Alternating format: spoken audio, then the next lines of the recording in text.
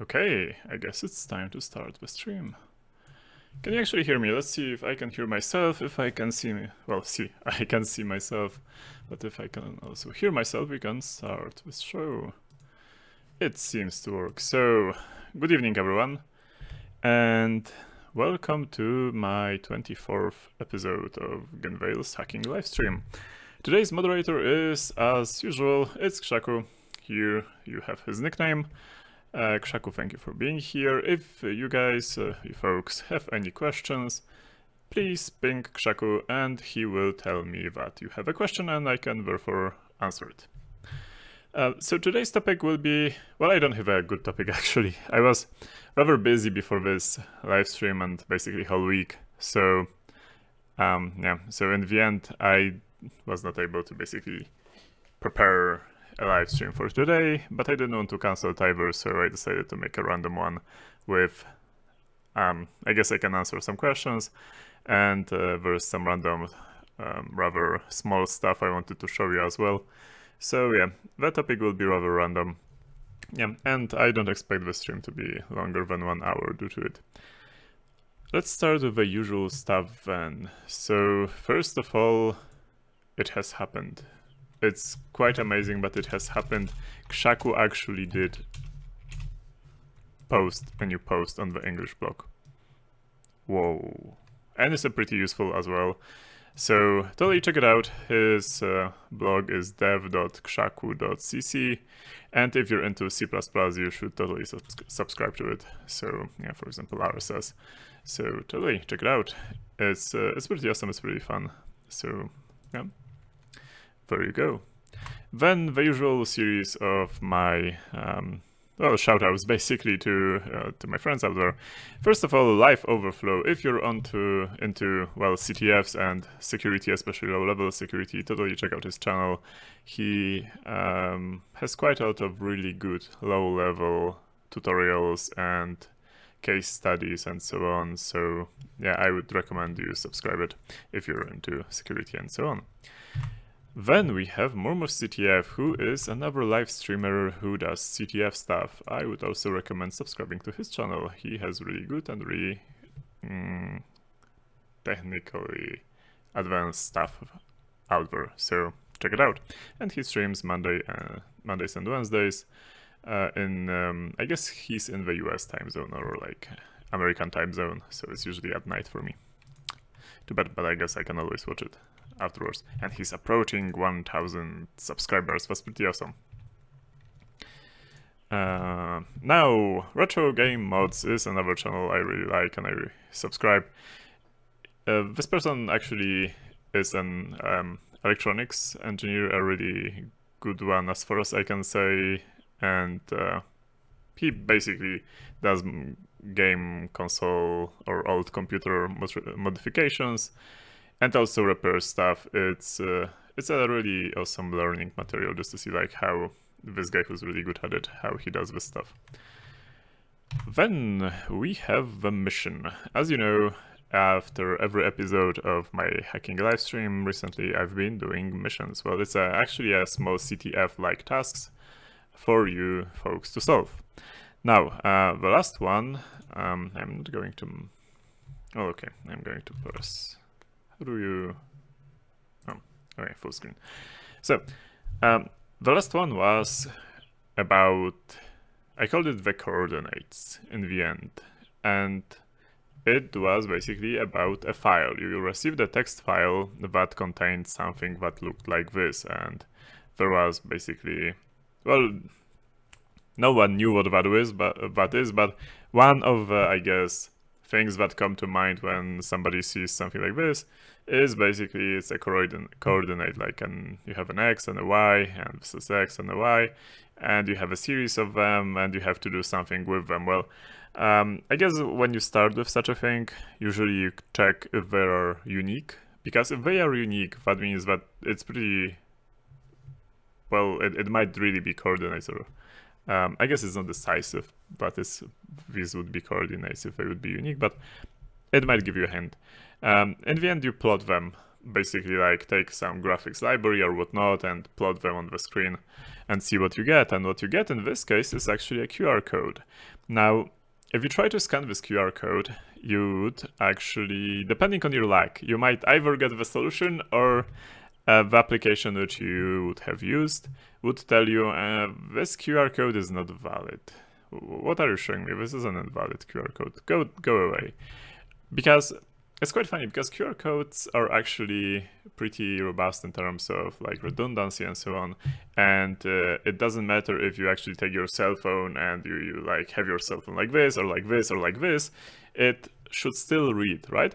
But what they decided not to put in the design is basically mirroring it, which means like if you have a vertical flip of it, or sorry, a horizontal flip, then a QR code scanner might not be able to actually read it, because you basically in the real world, and QR codes are actually to be used in the real world, but you spot an advertisement, you point your cell phone to it, and you scan the code and you go to the website. And in the real world, you'd never take a mirror and like do a photo of the advertisement for a mirror. You don't do that, so why would one ever support mirrored QR codes?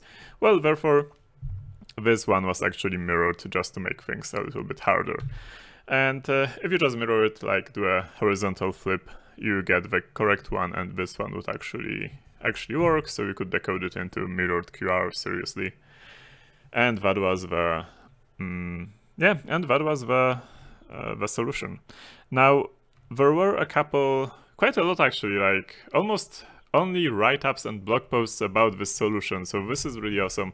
Again, as I mention all the time, it's great that you folks publish write-ups and blog posts and basically share scripts to show how you solved it, because if somebody is a more newbie person with programming and CTF stuff and hacking stuff, then this is like really great to be able to poke at the challenge, maybe solve it, maybe not be able to solve it, and then actually go and look up how others did it, maybe learn some tricks. So if you're a newbie and you were not able to solve it, go check out these blog posts. Actually, the link to this presentation is already in the description of this video, or this live stream actually. And all these images here are clickable. These are actually links. So you could click and you would be transferred to the write-up. D-Line was the first person to actually solve it, and then he figured out how to both solve it and as the first person, and then how to be referenced in the section for blogs and write-ups, which I always reference as the first section, by doing an update in the comment and posting the link to the solution. Well done, well played. So congratulations for being the first person to solve it. Then we have, again, I think it's Hastur. Apologies if I butcher your nickname. He is the second person to solve it. He also posted a really nice write-up, so check it out. Both of them are on GitHub actually, so yeah, you can read how these guys, how these folk actually solved it. Then we have Fenrir, who also has a write-up, actually a blog post, and he is the third person to solve it. And that's not really true. I think Hastur or H4Stur, I'm sorry, I don't know how to read it, was the third person to solve it, since the second person to solve it didn't actually have a write-up and is referenced in the second section. So we have Fenrir, who I think was the fourth person. Then we have Adrian Laskowski, who actually posted the write-up in the YouTube comments. It's a rather long YouTube comment, so if you click on this, you will be redirected to the YouTube comment. Then we have Arun Kumar Sherevastava. That is probably not the correct pronunciation. I apologize. But has also published a write-up. Awesome. So go check it out. And then we have Maurat Nowaili. My apologies, I am terrible at spelling names. He also included, he or she I guess, a screenshot of an application actually not being able to decode this QR code due to the reasons I did mention, which is, well, it's actually mirrored. And Gurali is the last person. He actually was the second person to solve it, if I am not mistaken, though he didn't, short record anything, but he did solve it, so congratulations, kudos, and well done. And as usual, mission number, the mission number, what is it, 7 will be published today. I am going to, no, this is not correct, I'm going to refresh it. Yeah, now it's correct. Perfect. So we have that out of the way, and now we get to the boring part of me actually not knowing what to talk about, which isn't really true. There are already a couple of questions. I'm going to go through the questions first, and then I wanted to talk a little maybe today about Z3, which is a SAT solver. Oh, sorry, it's an SMT solver actually. I'm not really good with SAT solvers and SMT solvers. I know a little about them, and what little I can tell you about them, I'm going to tell you about them today. That's why I didn't want to make a full stream about it. So the question is, okay, so a question on IRC, which is about a safe way to open emails and how to avoid virus attacks sent by email. So there are a couple of ways to do it. Basically, like the rule of thumb is if you use a web client which is sufficiently decent, and on top of that you actually don't have the habit of downloading an executable and instantly running it, you should be fine. You will not be protected against 0 days. There is no protection against 0 days, almost no protection against 0 days. So, but yeah, that's pretty.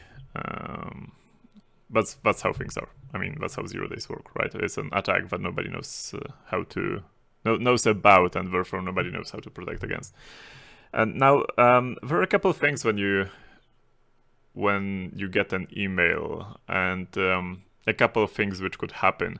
Usually the way an infection through email goes is that somebody actually does receive a file, and the file is, it could be in the most lame scenario, it could be an executable, and one just runs the executable, and what could possibly go wrong, right?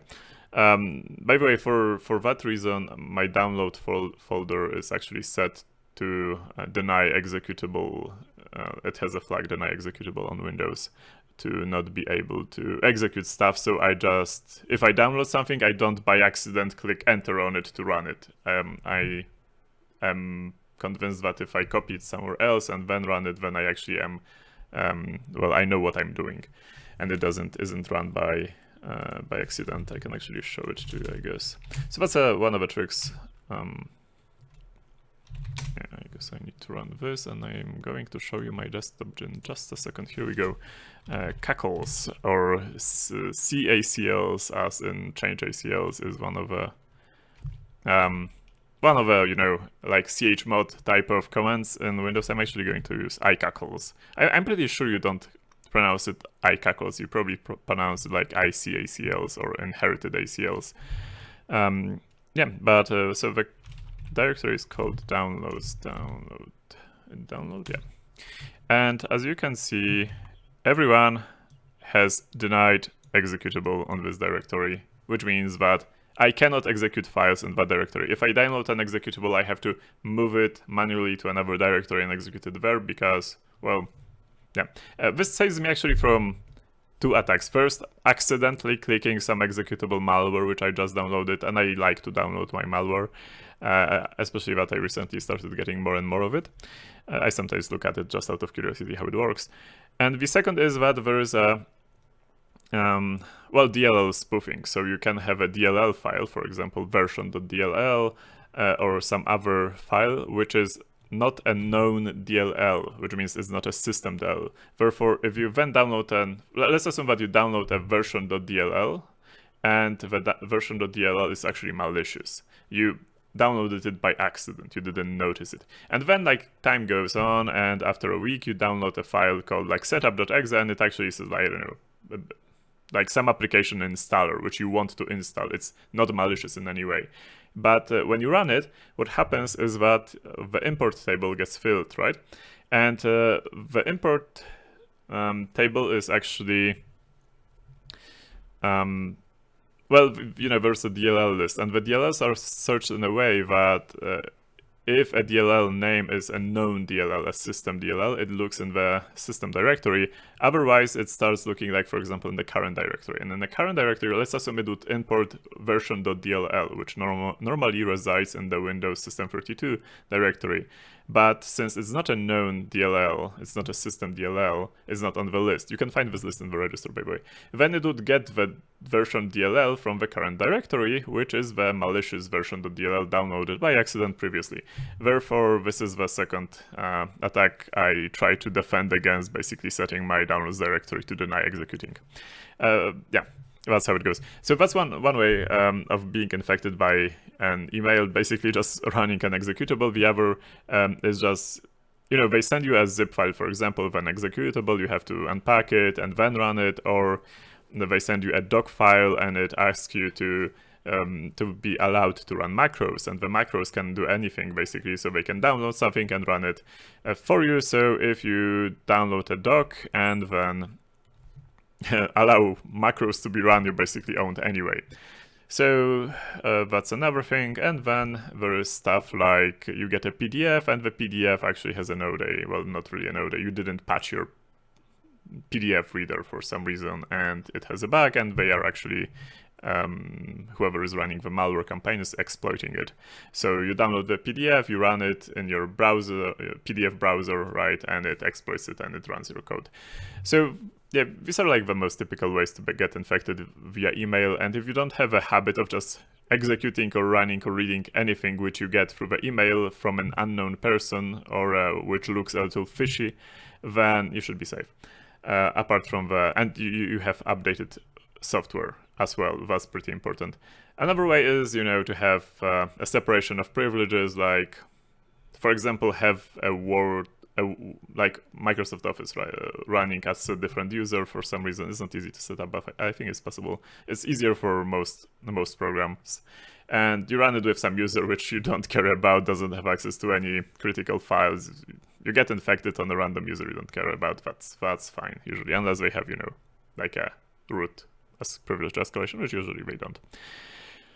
So yeah, that's about it. That's a long answer to a simple question, I guess. Okay.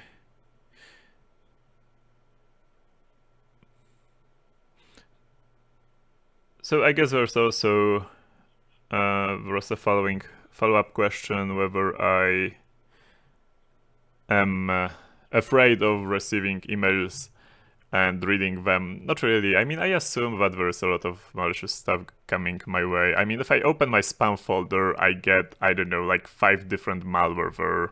I have a huge spam folder, by the way. And it's actually spam. It's not that I get like emails from users and I say, this is spam, I don't like being emailed. No, it's nothing like that. I actually try to reply to everyone, but I do get a lot of emails. So if I didn't reply to you, my apologies. Probably I will get to your email someday, or it already fell like so on like 10th page on my email. But anyway, back to the spam. So yeah, yeah, I guess just being careful is one way to go about it. Will there be oh, so yeah, I do giveaways on my Polish stream, but I don't really have a giveaway to do on my English live stream, since I don't really have anything published in English. As soon as I publish something, premium, like a book or something in English, there will be giveaways on my live stream as well. What about the so-called stack clash vulnerability and exploits? I did mention it a little on my previous live stream, so I don't think I will talk about it too much. Yeah, I didn't look at the exploits, but I did on the live last time. I did explain a little how the stack clash works. Did I manage to find out why the processor is faster than you expected on the Polish stream? This is about doing basically I tried to show how hyper threading works, and that it doesn't always work, especially if you start using instructions which use the same module in the core, and for some reason it actually did work correctly, like really fast. So no, I never found out why. I have it on my to-do list, and my to-do list is rather long, so I don't know, maybe I will never find out. But I do plan to return to optimizing the topics of optimizing sometime in the near future, so yeah, we'll see. What do I think about the new version of Peta? I think Peta is the way you pronounce it. It's the new cool ransomware with which everyone got infected with. Well, not really everyone, but you know, there's this famous photo of like a convenience store with all the what's it called? I don't know the English word. Basically, the terminals that the cashier uses to put in your whatever you're buying got infected with Peta or Peta.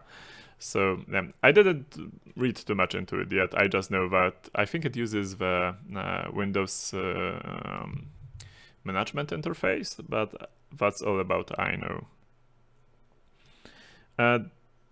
Yeah. Have you ever analyzed PatchGuard in Microsoft Windows? A little, actually, but that's about it. PatchGuard is actually a piece of a kernel which tries to look at various places and see if the pieces of kernels, whether they have been changed. The most obvious thing that the PatchGuard looks at is the system call table, because, well, what a rootkit might do is a rootkit might actually change some syscalls. For example, the syscall is responsible for listing a directory to hide the file, right? So they would replace it with another function, check if whatever is supposed to be returned on the list of a file contains the rootkit files, and if it does, then just remove it from the list. So that's why you would do the system hooking. Now, PatchGuard was a way to address it, and it was quite funny because I think Windows Vista was the first Windows which actually had it. And a lot of antivirus vendors, and not only, were using system hooking and so on, and it basically killed their products, so they were not really happy about it. But Microsoft said that they're like legit APIs to do everything that you are doing. You don't have to hook syscalls. So yeah, there was some fun about it at that time. Could I do blind drop? I can't wrap my head about how it's implemented. That's a cool idea. We should do blind drop. I never did blind drop, and I'm really curious about how to do blind drop, so we should do blind drop next week. Let's do blind drop, yeah. Do I run my own email server? Partly yes, I run my own forwarding service. I do use Gmail apart from that. Yeah, Gmail is pretty cool. I mean, I'm biased, right? Because I work at the company, so. Madman says Pietia, but you should read it Pietia, not Petia, Peta, Pietia. Okay. Do I think I was born with my passion for computers, or did it come with time? Also, what motivates you to keep improving? That's a really good question. I think I cannot answer the first part. It's like not my expertise area, right? I don't know, maybe some philosophers or psychologists could answer that. I know that I was always interested, even when I was like a really small kid. I was always interested in computers, but that might have been because I was exposed to computers. So, yeah. What motivates me to keep improving? It's not much about improvements, actually about, in my case, but this stuff actually interests me and I'm having fun digging into it. So since I'm having fun, well, what motivates me is fun, what is behind it. Yeah. So we are not gonna talk about magnets. Why would we talk about magnets? Magnets, how do they work? I don't know, it's magic. Okay, cool. So I don't think there are any more questions at this point, so let's play a while with Z3. So, okay, Z3 is a SAT solver, actually a SMT solver, again, I am not good at this stuff, but I am So okay, so SAT solver is not not an assessment test that you would think of. Is I think it's like a major exam, like, and I don't know what SAT is, but I know it's like some kind of a test that students take at the end of high school, perhaps, or something, or university in the States. I'm not sure. Anyway, let's go to SMT then. SAT solver is a satisfiability solver, basically. Now, SMT is a tool is built on top of that. You know what? I should just look for SAT solver. Yeah. Okay, Boolean satisfiability problem. There you go. Now, the idea is that you basically, like on the low level, right? That you have a set of variables and you have a set of conditions, and you are trying to find what these variables should have, what values should they have, so that the whole condition is true. And usually the way you write it is that you write it in lines, let's call them lines, where each line, everything inside the line is actually a set of variables which are ORed. This is the OR operation, right? Here, it's an OR, right? And it's a logical OR, actually, it's not a bitwise OR. And then each line is connected with an AND. And then you write basically an equation like that, which you're not, but let's assume that you write an equation like that, and then you put it into a smart program, which is called a SAT solver, which would try, by using random algorithms, depending on which SAT solver you are using, to pick a set of, values for these variables. These are Boolean variables, so they can be either true or false. That would satisfy the all of the conditions. And in the end, you get a set of variables that satisfy it. You get you get one of the three results. Either you get a set of variables which do satisfy it. You get information that is not able to satisfy this, which is not a solvable equation. And the third one is you get the SAT solver running indefinitely because it actually takes time. Live Overflow, thank you for testing the super chat option. It actually became available in Switzerland, I think like yesterday or today, so I wanted to check it out. Now, I have absolutely no idea how it works. Let's see. So he gave me a link. What does it?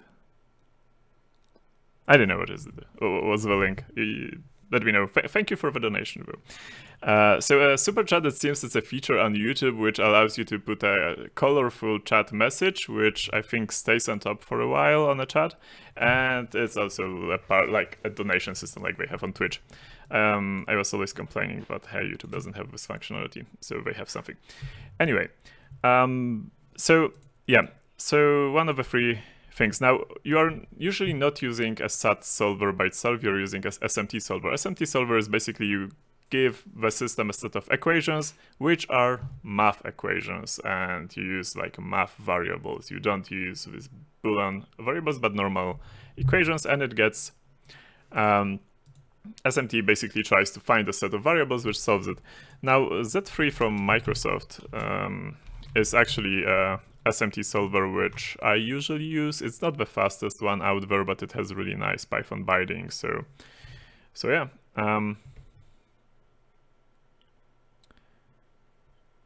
Okay, so request B is a service that Live Overflow sometimes is in a CTF. It just records all requests going to that domain. Super chat disallows HTML tags. That's unfortunate.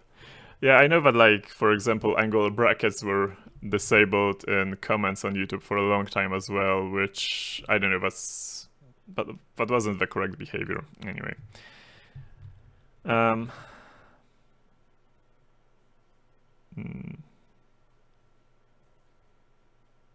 would have to look later at what is anyway. Let's go back to the Z3 thing. So why would you need it on a in security or in a CTF? And it's actually really cool to solve some kind of KrzaQ. So I actually did a KrzaQ. Did show how to solve a KrzaQ with it on my published streams. I guess I'm going to find it. Let's find it and let's repeat it on this stream as well. Just give me a second.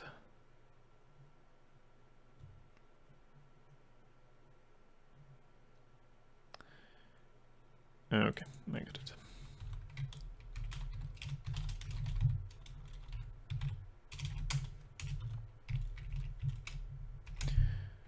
So I do already have Z3 downloaded actually. I am going to, yeah, I'm going to show you the KrzaQ as soon as I'm going to compile it actually. Okay. So here we go. I do have the source code of this KrzaQ, but let's ignore the source code for a second, and let's open it in IDA. What kind of is it? Like 32-bit? No, it's 64-bit. Okay. Yeah, and well, we get some math basically, which is done in a loop, and it's basically like a standard KrzaQ. It basically asks you for the password. Let's maybe run it. It says give me the password, then you type something in, and it says nope or yes, depending on whether you did get the correct one. Oh, the font is, I always forget to change the font. My apologies. Thank you for reminding me the besserwisser. Yeah, here we go. Yeah. So then it checks here if the length is 16, and if it is, then it does some math basically on it, where the math is actually this. Now, one way to solve it would be to actually reverse engineer it. The other way is to get lucky and to actually write an equation based on this and solve it in an SMT solver. So that's why it's sometimes useful in a CTF. Now, I'm going to show you how the solution works, but I'm not going to write this equation. Though I am going to show you how give or take Z3 works. And it seems I forgot my... I did remember to actually change some fonts on my system today, but it seems not all of them. My apologies as usual. I do need to write a script which actually changes all the fonts for everything and prepares me for a stream. Here we go, now the font is nice and big. So let's import from Z3, import everything, and yeah, and let's get going with this, I guess.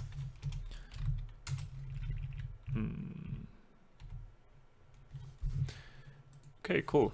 So let's start with making, I'll show you how to create and solve a really small equation. I guess it all starts with creating the variables. Now, you don't need to specify the type, and the type for integers is actually called bitvec, which is a bit vector. You give it a name, and you like, for, you know, if you would have a variable name x or like a register, you'd call it EAX, for example, and then you put how many bits is it.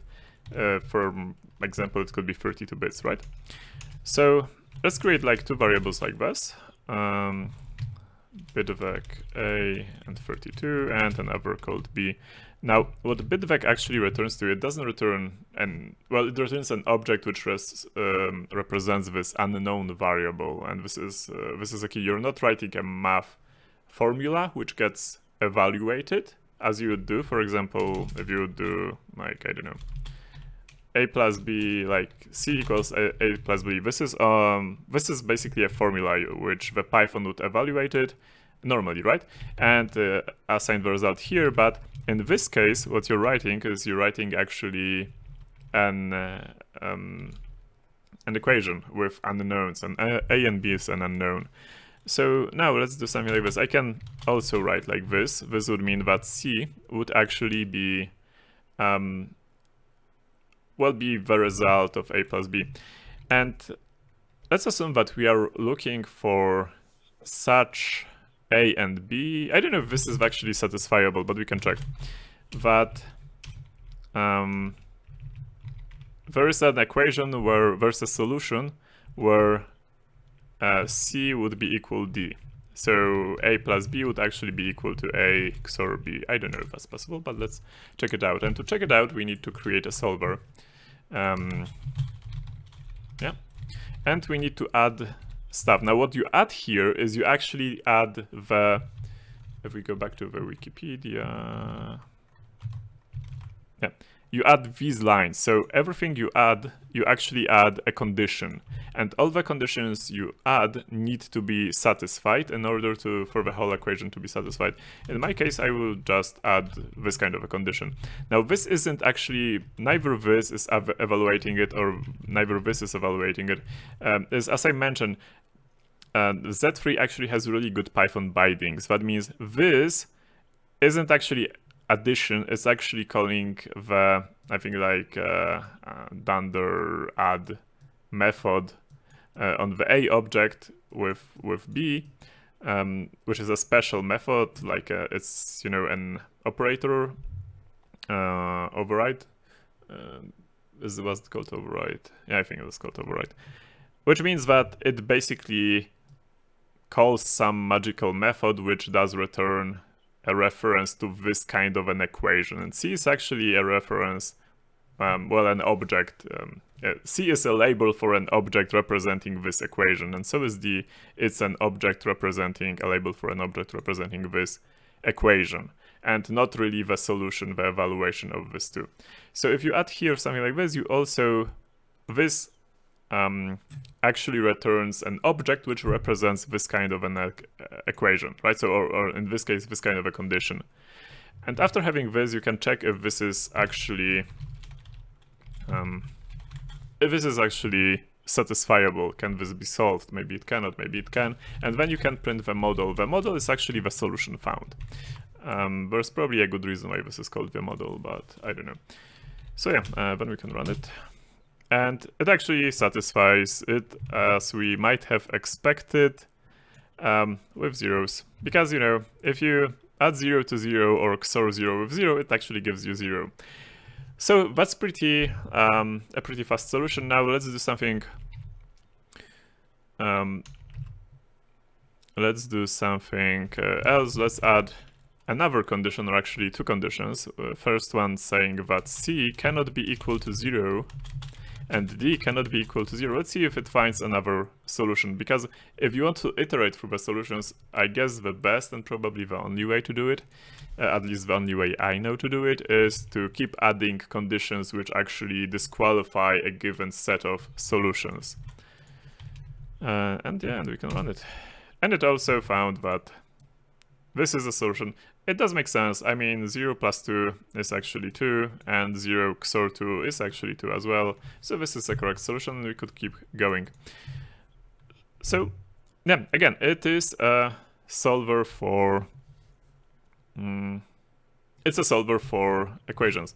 Now, if we go back here, right, I guess we can notice that it does... I guess we can do it like this for a second at least, just to know what's going on. It does take these, well, let's call them registers for the time being, and it does this set of transformations or equations on them. And since it did decompile nicely, and it does check in the end if the constants are correct, I'm going to change them all to hexadecimal. Yeah. Now what we could do is we could actually take all of this and write it in our here. So I'm actually going to make a copy of this file. Okay. Oops. Okay, perfect. Now we need to formulate basically, well, change this into an equation, right? Obviously this isn't correct, this will be a loop, and then we have this. Now this, at the end, is a set of conditions which must be met, which means that I'm going to, well, basically copy this here to the solver. And what we are looking for is we are looking for basically v4 being equal to this, and so on and so forth. So yeah, we basically need to add a condition that v4 is supposed to be equal to this. And so on.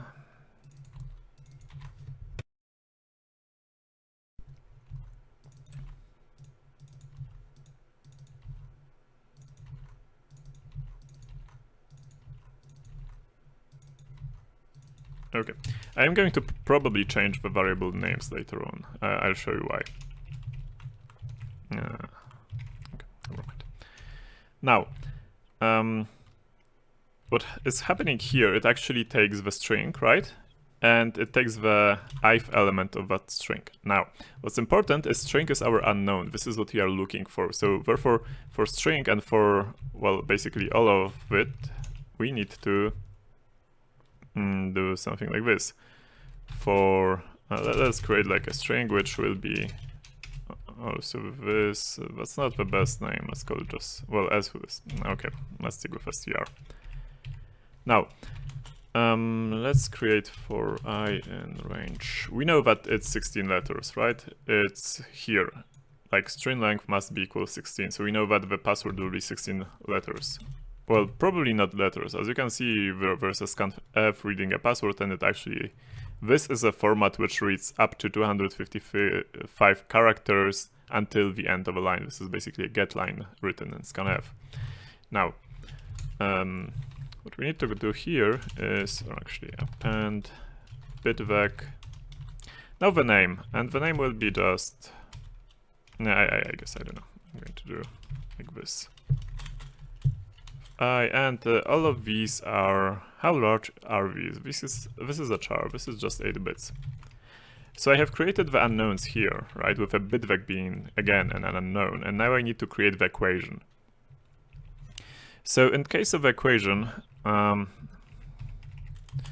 this is fine, but well, where it stops being fine, or maybe it will...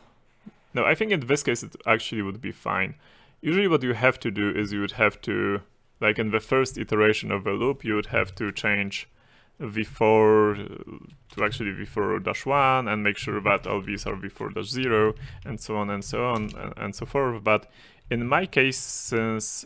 Oh, and this is because the assignment here would obviously override the equation object, and the equation object would be referenced everywhere else.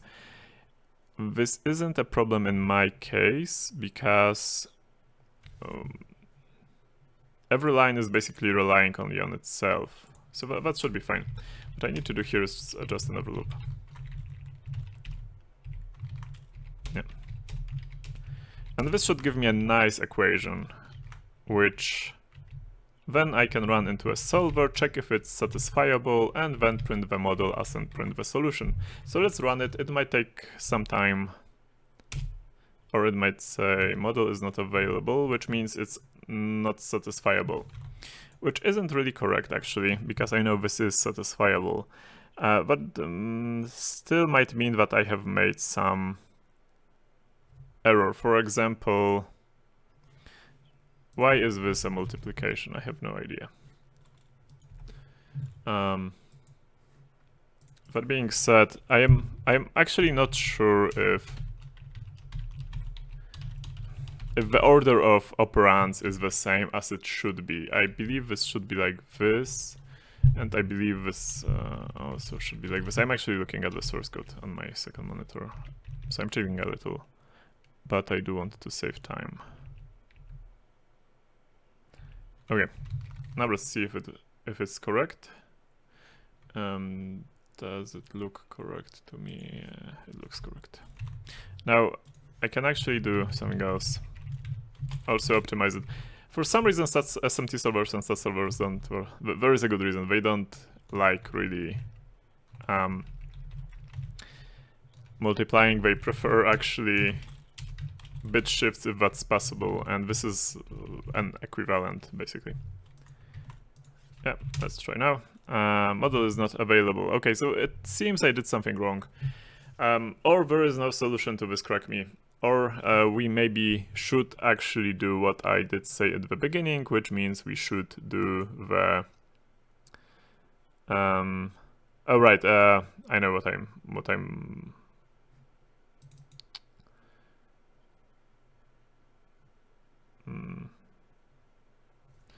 So this is fine. I'm going to show you the source code. It's actually identical to the compilation. This is multiplied. This is fine. Now this is 9. Okay, and this is an OR. Yeah. I guess one question is, does it... Because this is a bit vague, this will create an equation out of it. Oh, I know. It might be a little problematic, but no, it will evaluate it only in the first run. This part will be evaluated by Python. And then during this XOR, the rest will be changed to XOR with a constant, which is fine.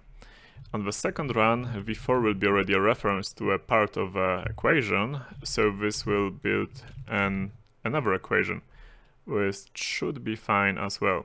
That being said, there's probably something wrong here. I am not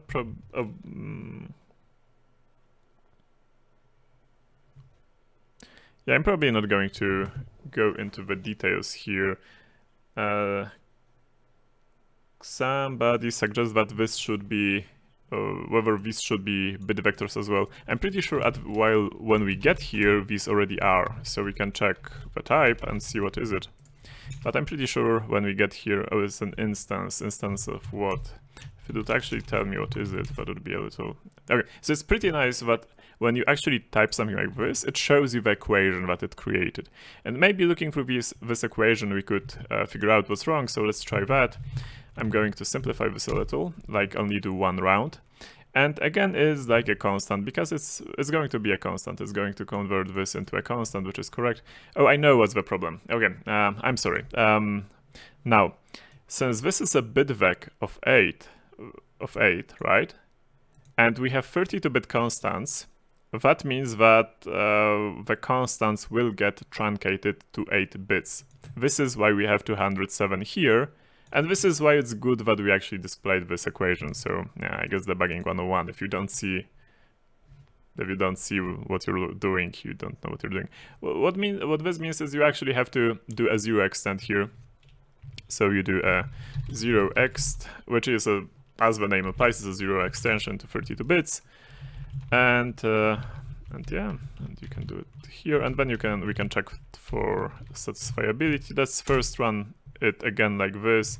First, wait, I'm doing a mistake here. 0x works in a bit weird way. What you pass it is, you don't pass it what's the amount of bits you want to achieve. You want to pass it basically how many bits you want to add. So I want to add 24 bits. Now this is correct, and it's the first argument.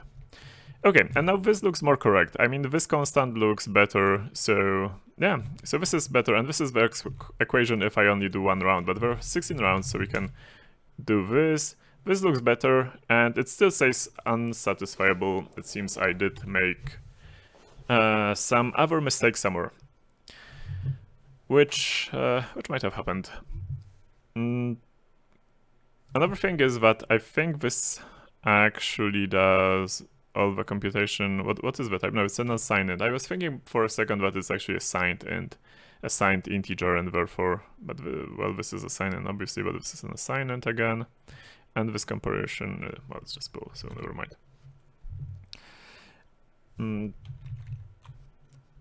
Let's go back to, I guess, 2 rounds this time. See what happens in the 2 rounds. It gets to do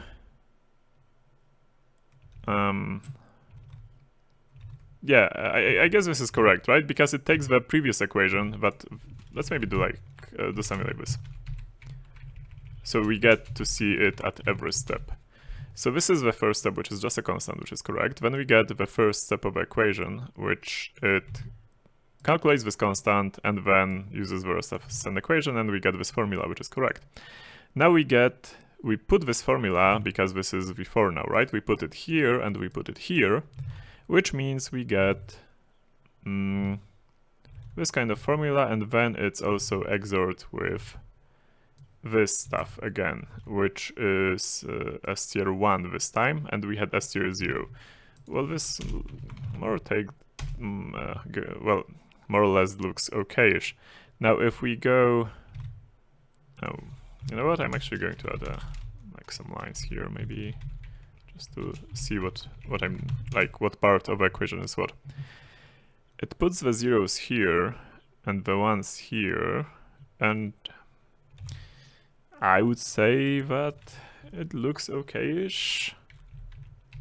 But obviously it does return that it's not really cannot satisfy this model, so it's not really okay. So there still must be a bug of a kind somewhere. Let's go back to this, 16. 16 is also correct there. Let's check once again. No, unsatisfied. Yeah, typical, doing something on a live stream. Okay. Anyway, regardless of whether this works or not, usually the way you would do it is maybe you do it like this. Maybe you would actually take the assembly code. And if you take the assembly code, you could take this assembly code, right? Copy it, paste it into Python, and then actually implement all of these instructions as an equation, right? And what you'd arrive at is, we're going to check if my old solution is actually satisfiable in a sec. Yeah, you basically, like, for example, move sx is just 0x, then multiplication is just well, multiplication, right? It's the implementation of this isn't hard, and you translate, well, and if you look here, it actually turns out that there are only several instructions which you need to implement in assembly to equation, like I translate them. And then this is, I believe, the well, the, you know, the password that you enter. Then I also create some other bit vectors. I don't think these are actually needed for some reason, but never mind. Yeah, in the end, what you arrive at, all this code is basically translated into this. In the end, you also arrive at an equation, which is pretty similar to ours, I would say. I'm going to print it. Print ESI. We know that the solutions are in these registers. And I'm going to return as well. No.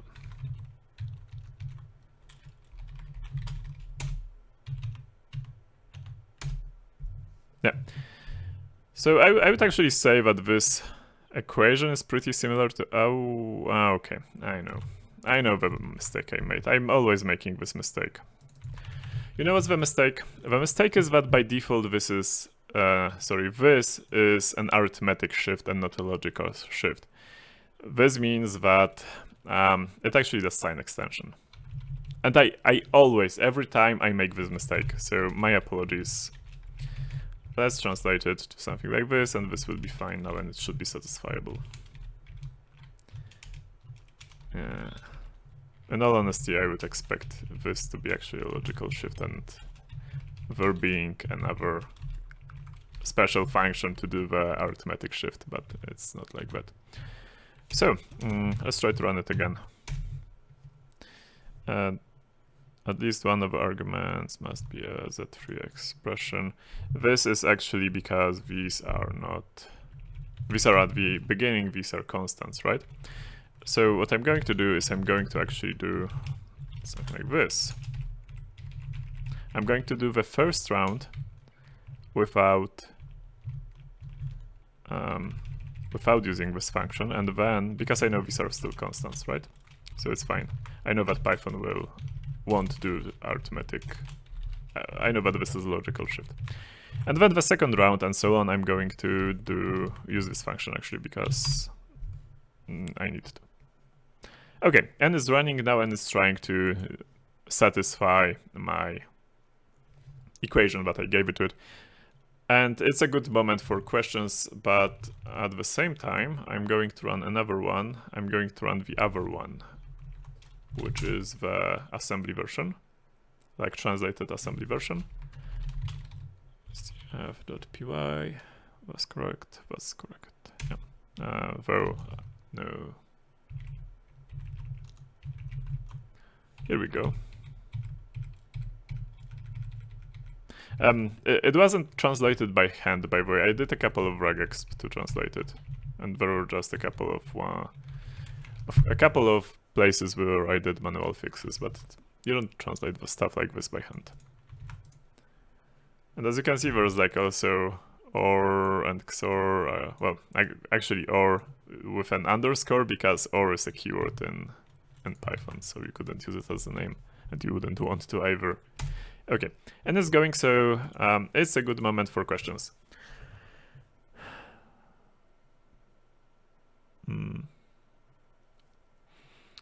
Can you ask Gunveil about the sloppy usage of print in Python? It's a function.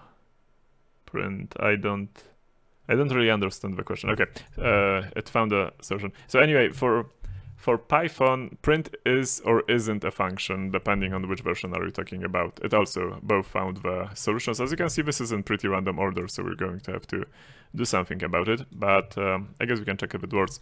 But before I get there, let's do the Python thing. So basically, print isn't a function in Python. Print is in Python too. It's actually, I don't know, a keyword, I would say. It's going to be, one print is translated into two opcodes, actually, print and print new line. Now in Python 3 they changed it, and yeah, in Python 3 it's actually a function. There is no longer an opcode called print. You can easily check if that it's, so you do like this, import this and this lambda print x. Yeah, because it's a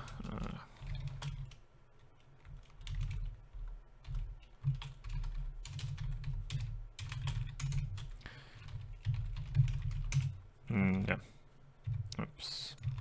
Yeah, as you can see, it's basically an opcode, so it's not a function in Python 2. In Python 3 it is a function, and in Python 3 you have to do like 1, 2, 3 and so on. So okay, can I explain again the real problem in Python regarding that shifting? So okay, there are two types of right shifts.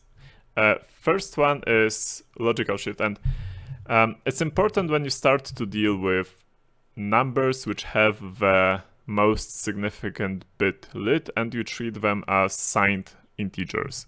For example, if you have a number like this, right? 1, 2, I don't know. Okay. Yeah. This number is basically like the minimum integers, like int min, right?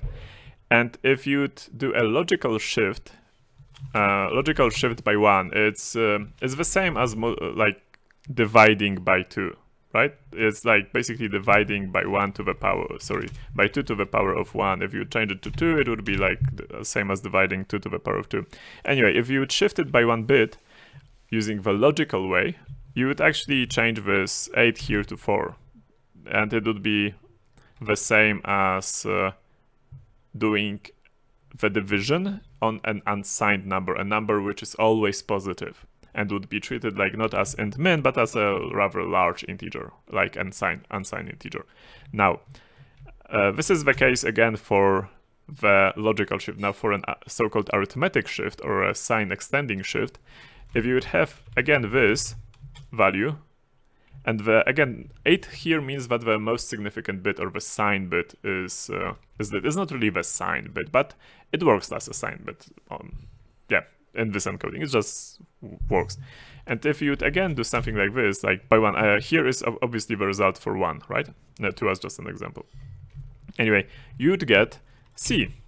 And why would you get C? Because it would actually do the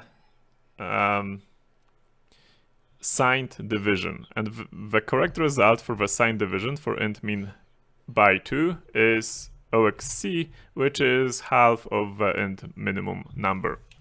And you have to basically differentiate between these two. I guess it's best showable actually not in Python. It's easier to show this in. Let's spend a second on this, since this is a random string stream anyway. Let's show it and see.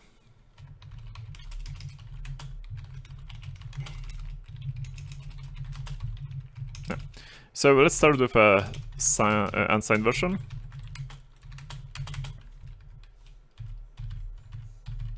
Okay, and I'm going to do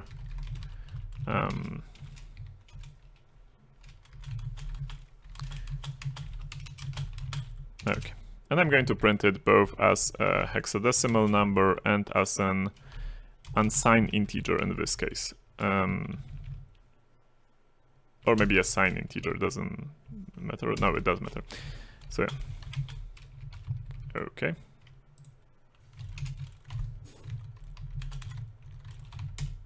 Okay, let's run it. I just did override my KrzaQ, but that doesn't matter. And sorry, I was in both cases were supposed to output this. Okay, yeah, and it's as I said, it's basically the initial result, the 0x8000. It's actually 2 billion something, and we divided by 2, therefore we got 1 billion, right?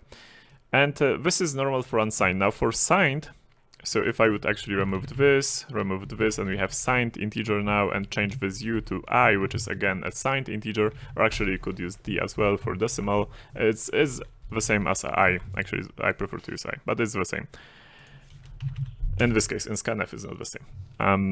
And now if you run it, you get actually C, as I said, because the initial number was minus 2 billion, because it had the most significant bit set, which means that it's a minus at the beginning. Again, it's not the signed bit, but it works like the signed bit in this encoding. So yeah, we can like simplify and say it's a signed bit. Anyway, so we divide 2 billion by 2, and we get 1 billion. So this is an this is the result. Now we get a C here because the most significant bit still needs to be set. It has to be set all the time because it's a negative number. And if we could keep dividing by 2, by 2, by 2, and so on, this number would actually end up at being minus 1. And minus 1, if you always shift it by 1, it always remains minus 1. It's basically, it would be an infinite loop. So yeah, because the most significant bit has to be set. And yeah. So therefore, I made the mistake of actually using this operator, which is in Z3. In case of Z3, it's actually the arithmetic, the signed shift, this one. And I should have used the unsigned one, because as I showed you in IDA, right, if we go back here, it's actually an unsigned op. So I need to use the unsigned op, the left shift here. Yeah, and this was my mistake. I used the incorrect operation. Even though both operations are denoted like this, usually there is the distinction between the signed one and unsigned one. Okay, now let's go back to actually checking the solution. So let's start with maybe not this one. Let's start with this one. I'm going to copy paste it. I do need to compile again my KrzaQ. Yeah, and I don't know of a better way to actually do it than just to sort it by, or maybe let's do like this. What did I say about using regexp? Okay. And now, yeah, let's do it maybe like this. Okay, that's better. And maybe remove this.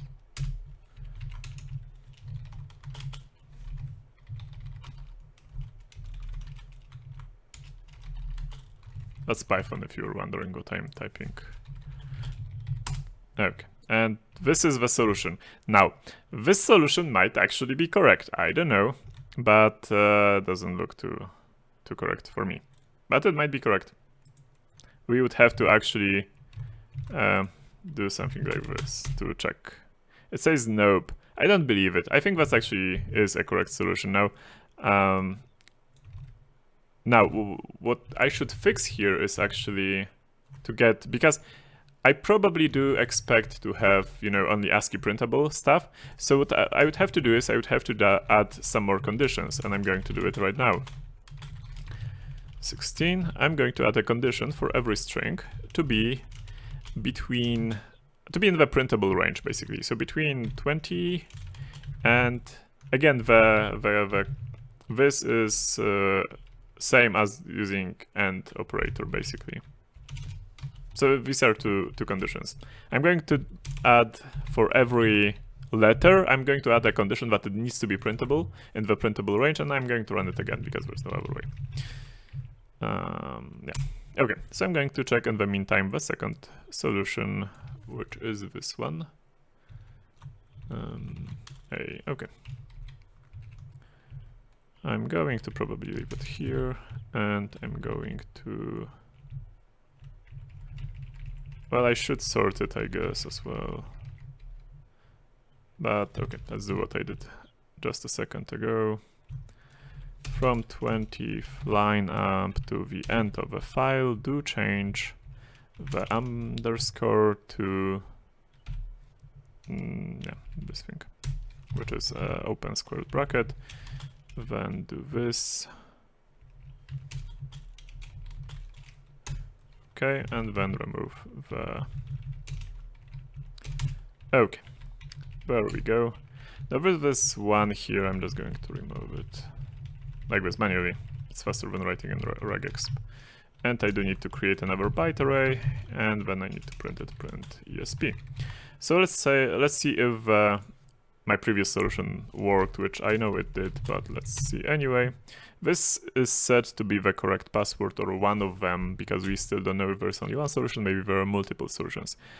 Therefore, I'm going to test it, give me the password, here you go, good work. So this is the correct solution, and at the same time well, my solver, which I created on Livestream, did finish its tasks, so I'm going to basically replace this, and from line 3 to line 18, do change the underscore to an opening, wait, what? And not the end, 20th line, yeah, 18th actually. Switch, okay. And again, change, I guess I can change the space, I don't need this global, I can do this, and now I can remove this. Perfect. And no. Yeah, and I got a different solution, as you can see, including a space, which might or might not work, because it is a scanf, and a scanf doesn't like spaces too much. So I'm going to run it again, actually change it to 21, so I can skip the space. And I guess I'm going to answer questions in a second.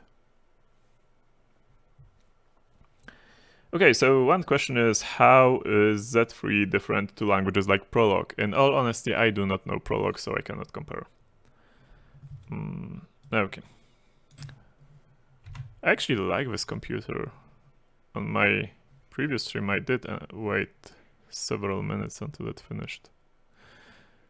And it finishes really quickly here. Perfect. And, okay, one. It's good that I have this regexp written down already. Perfect. Now let's run it, and it gave me another password. So this probably should tell me that there is more than one solution to this KrzaQ. And it's good work, so it did find in the end the correct solution. So yeah, so Z3 satisfiability solver did find the correct solution to this KrzaQ, which is cool. Now,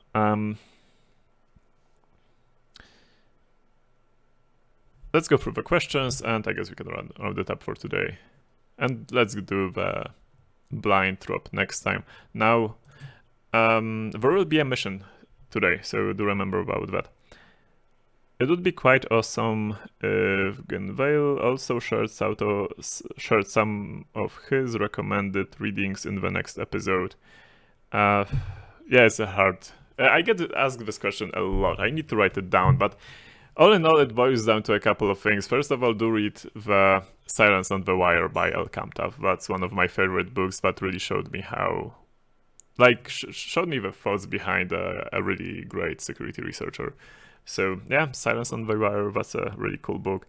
Apart from that, I don't know. I mean, there are a lot of small stuff like this paper, that paper. I don't have it written down anywhere, I believe. But yeah, I do need to write it down because I get asked this question a lot.